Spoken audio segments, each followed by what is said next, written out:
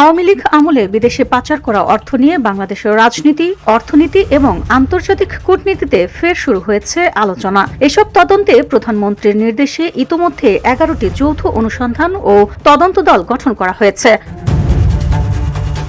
আর এই তদন্তের মধ্য দিয়ে অর্থ পাচারের অগ্রাধিকার পাওয়া 11টি মামলায় অভিযুক্তর মধ্যে রয়েছে সাবেক প্রধানমন্ত্রী শেখ হাসিনা, সাবেক ভূমিমন্ত্রী Saifuzzaman Chowdhury, S Alam group, Beximco group, Sikder group, Bashundhara group, Nassa group, Orion group, Nabil group, HBM Iqbal, Summit group সহ এসব ব্যক্তি ও প্রতিষ্ঠানের সঙ্গে সম্পর্কিত পরিবারের সদস্য ও তাদের স্বার্থ সংশ্লিষ্ট ব্যক্তি ও প্রতিষ্ঠান। এদিকে বুধবার সংসদে স্বয়ং প্রধানমন্ত্রীর বক্তব্যে উঠে এসেছে বিগত 14 বছরে আওয়ামী লীগের ছত্রছায়ায় 10টি দেশে পাচার হওয়া 29 লাখ কোটি টাকা। এরই মধ্যে বর্তমান সরকার দুর্নীতি, মানি লন্ডারিং, আর্থিক অপরাধ দমন উদ্ধারে বাংলাদেশ কয়েকটি রাষ্ট্রের সঙ্গে ইতোমধ্যেই চুক্তি করতে আলোচনা এগিয়ে নিচ্ছে।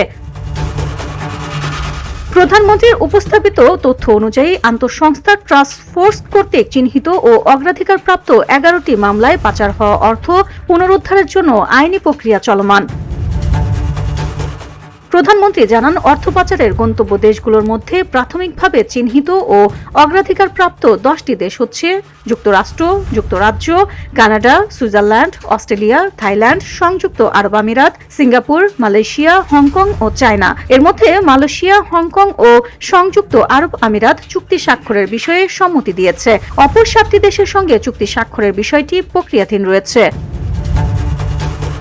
অগ্রাধিকারপ্রাপ্ত 11টি মামলার অগ্রগতিও সংসদে তুলে ধরেন প্রধানমন্ত্রী। তিনি বলেন, অগ্রাধিকারপ্রাপ্ত অভিযোগগুলোর অনুসন্ধান ও তদন্তে দুর্নীতি দমন কমিশনের দুদক নেতৃত্বে এবং বাংলাদেশ পুলিশের অপরাধ তদন্ত বিভাগ CID, জাতীয় রাজস্ব বোর্ডের সেন্ট্রাল ইন্টেলিজেন্স সেলস, শুল্ক গোয়েন্দা ও তদন্ত অধিদপ্তরের সমন্বয়ে 11টি যৌথ অনুসন্ধান তদন্ত দল গঠন করা হয়েছে। প্রধানমন্ত্রী বলেন, আদালত এ পর্যন্ত 70,446 কোটি 22 লাখ টাকার স্থাবর ও অস্থাবর সম্পদ ক্রোক ও অবরুদ্ধ করেছে। এর মধ্যে রয়েছে দেশে 57,168 কোটি 9 লাখ টাকার এবং বিদেশে 13,278 কোটি 13 লাখ টাকার সম্পদ। পাচারকৃত অর্থ পুনরুদ্ধারের লক্ষ্যে ইতোমধ্যে 141টি মামলা করা হয়েছে, যার মধ্যে 15টি মামলার চার্জশিট দাখিল করা হয়েছে এবং 6টি মামলার রায় হয়েছে। প্রধানমন্ত্রী বলেন, এক কথায় যদি বলতে হয়, এটি জনগণের অর্থ। কাজেই এ ব্যাপারে যেভাবেই হোক যে পদক্ষেপ গ্রহণ করলে জনগণের অর্থ ফেরত আসবে, এই সরকার সেই পদক্ষেপ গ্রহণ করবে।